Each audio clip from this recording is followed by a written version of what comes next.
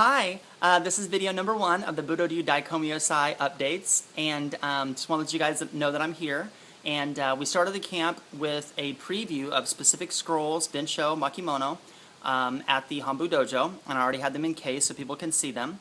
And we also had a information and a teaching on Ninki and Buki, and that's what Chafin was teaching to start the camp.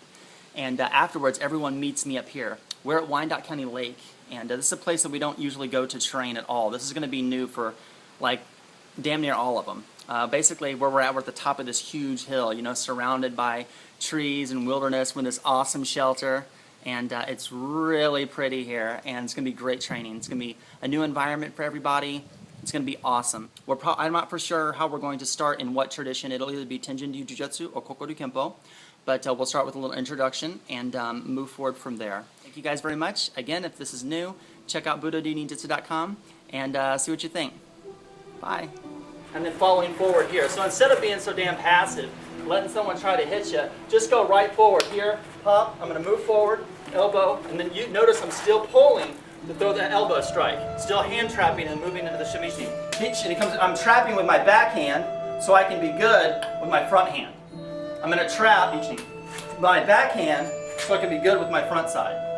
So even if I do the Goshin Jutsu, I block so now I can use my front side to come in. We're going to work off of a grab attack. So for those of you guys that already trained with me, seriously, if they grab you, what do they think? They're stronger than you. They're stronger, yeah. The rabbit don't grab the lion. If they grab you, that means, at least in their head, they're stronger than you, and they're going to push you around. You're not going to have a little weak person grab a big person and say, come here. You know what I mean? Light attack, eyes, hair, growing, goes with the karate. A land on his wrist. Ah, yeah? All right, have fun playing. Right now we have Mr. Chapin and Mr. Delphine. They are up the hill with a lot of the students teaching Goshin Jutsu, or self-defense. What we did was we started the camp with Kokoru Kempo, working on Kasui Waza and Goshin Waza. We then moved on to Goshin Jutsu, which anyone who studies Kempo, they know that Goshin Jutsu means self-defense. And the principles that we're working on right now is working off of line of attack, attacking the vision, and breaking structure. So if you guys are new to the page and you're just now seeing the Facebook page, please log on to our official website at www.budoryuninjutsu.com, or you can see my page at AnshuChristaJacobson.com and check out what we do. And if you guys are interested in training with us, let us know. We also offer an online university. But I'm going to get back out there. Looks like the boys are having fun. The girls are kicking ass. And I'm going to get there. We'll get to the next section. So I'll talk to you guys later, okay? Bye. As he comes in with the stab, okay, again, we're going to be right side. I want you to press off, check. You're attacking the distance, moving in right here to the Tegatami or Ikkyo. So instead of being a press. Now, at this point, he's going to, I've given him a target. He's going to gut me like a fish. Go with it. Gut me. Go. I'm going to come up underneath. I want you guys to strike right into the neck, backing him up, using the extension up, and then moving into your Yoko Kotegeshi, and then taking him in right here. As in this position here, you're striking into the bicep with the nagare as you go into a mote gyaku. As he goes down at this position, you rotate over, strike into the ribs, move back into that inside wrist lock that we had here.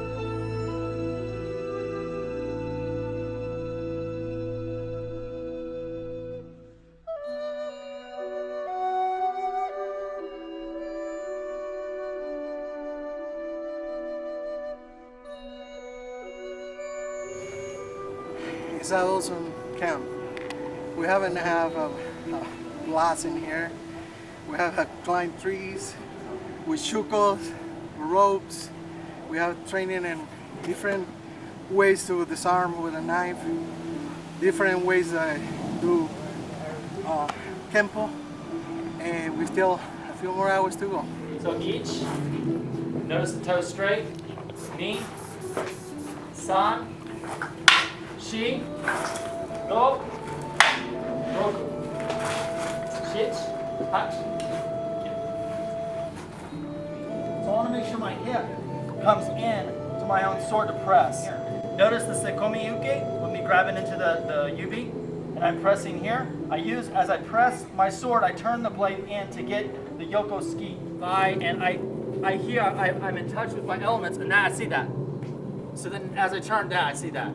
So I now have to make a quick response, and as he tries to kill, go, yeah, go.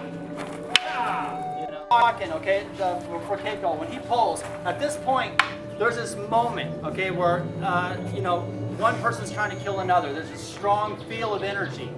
You know what I mean? One person's scared, one person's being aggressive. At this point, if I have a stronger spirit, it's called Bushiki, okay, and at this point he sees this and he's intimidated, that's when he's going to step back. You see, so it's, bah, and he sees that, now he steps back, and I can, bah, right in, Shomanuch, yeah? Look at the same spot, and I'm here, and he's not intimidated. And I can give him the, I'll give him the mean eye. Okay, he is not intimidated. It doesn't matter what I do, now he's coming after me. That's when I got to get underneath there, so now he comes after me. Now, steal, you know what I mean? That's right there. So that's the point, that's that moment, yeah, that split second. And that moment, does he back up, or does he move forward?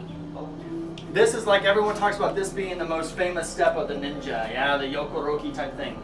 It's true, and you're gonna see why.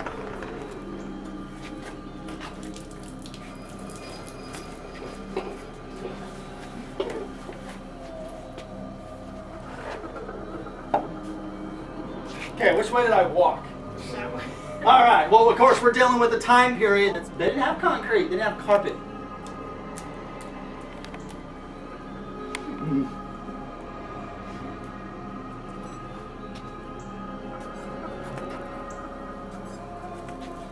It's a way to move a certain way and disguise the angle of your foot. So you gotta keep in mind, you're sneaking into a place. Clearly, if I'm doing this, I'm not doing this cross country. I'm doing it when I'm sneaking into a castle, getting into a residence. You know what I mean? Maybe crossing a moat right when I got out of water going up to the castle wall, right? That's why you would do that, because you know there's gonna be sentries patrolling. That's what they're looking for. They're looking for footprints. They're gonna clearly say, okay, yeah, she's got a big foot. You know, that's what they're gonna, you know, right. She went that way. This one they're gonna be like, ah, it's that damn Budo Ryu Ninja again.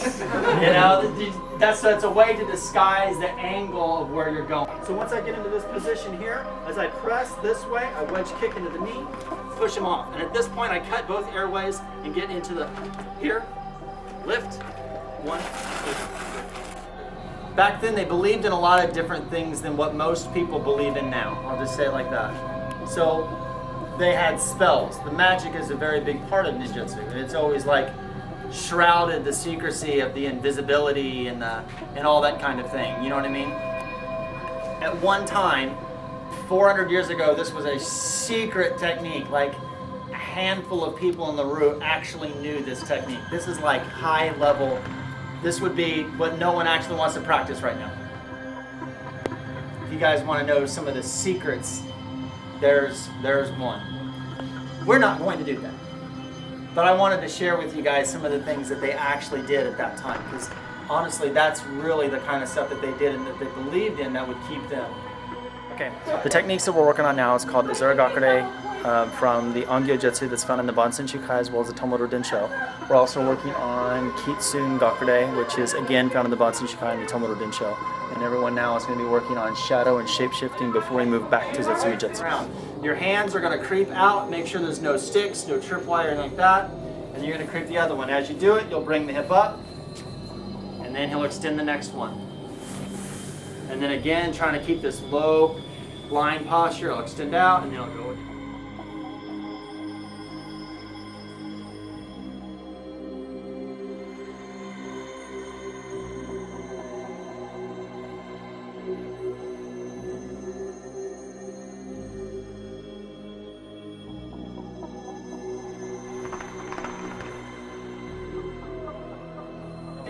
I think it's fun.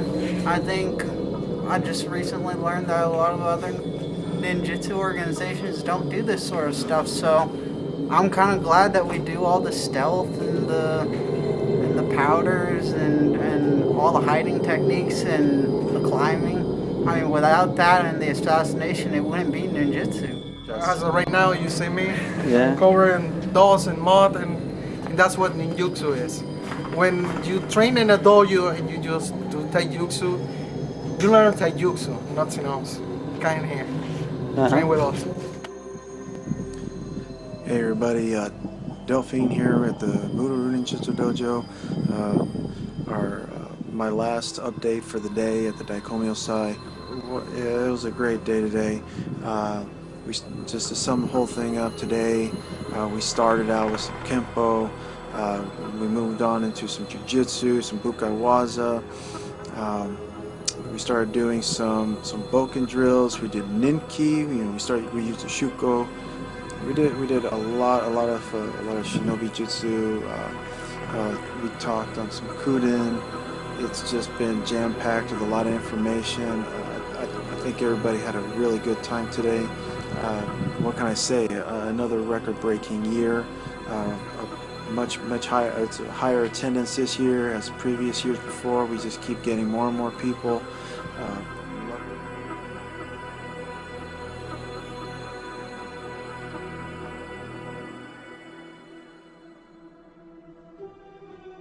We're going to be working on toughening our body. Now there's two different kinds. There's skin conditioning and bone conditioning. Right now we're working on bone conditioning, okay? The idea was anything underneath, they wouldn't train.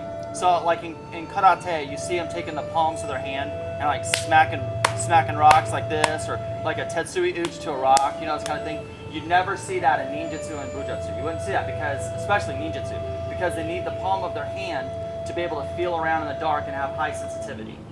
What they would do is though anything on the other side of their body, the top of their hands, the arms, their legs, their shoulders, their chest, the tops of their feet, they would bang the living shit out of it and try to make it as hard as possible. They wanted their body to be like armor.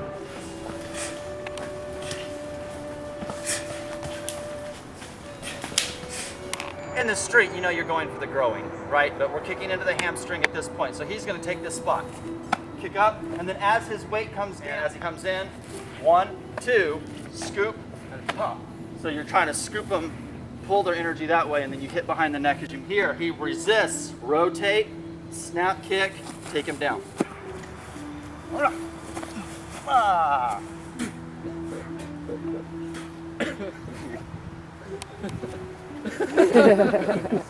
Okay, now we're going to talk about Metsubushi real quick.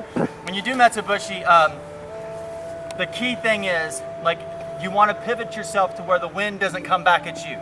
So the wind element is very important. Last thing you need is throw some damn powders and then it comes back and burns your ass. You know what I'm saying? In the Togaku-ryu, there's a thing called the Gotan Po. The Gotan Po means the 5 elements. Okay?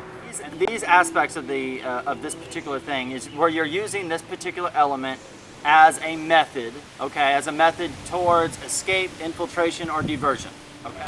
You're basically making a traditional ghillie suit, if you want to think of it in that terms. And actually, Delgado, look at, remember, sweetie. You guys look at the way Delgado made his belt. It's absolutely correct.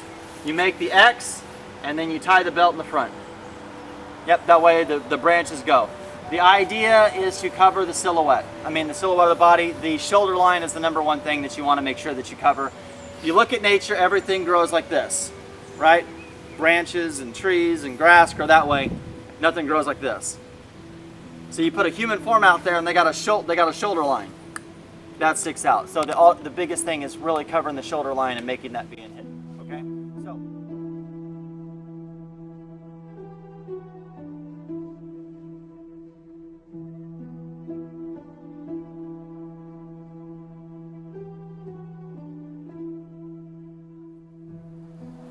Coming up in January, it will be 10 years that I've had the Budo Ryu. You know what I mean?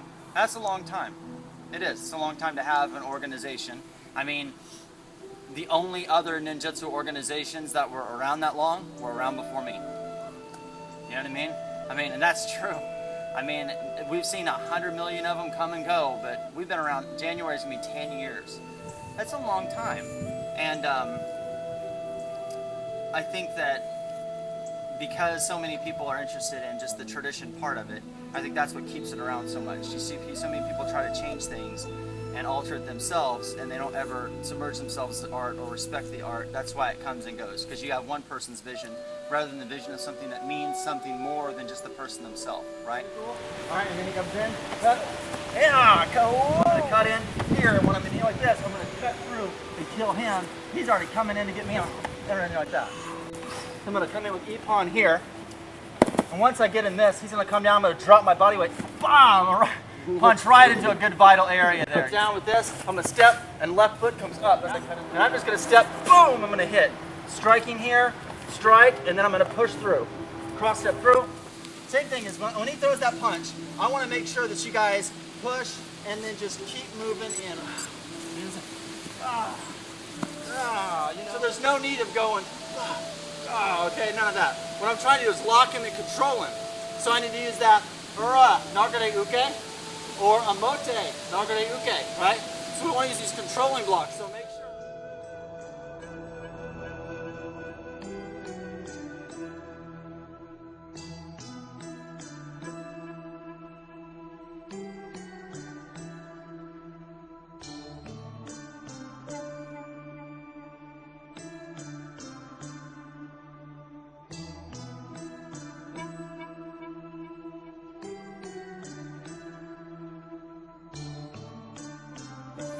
It's another record-breaking year as students have both flown and drove in from all over the country to participate. It's good to see so many people have dedicated our lives to being able to actually be able to perform and understand everything that we're doing through motion instead of guessing from books.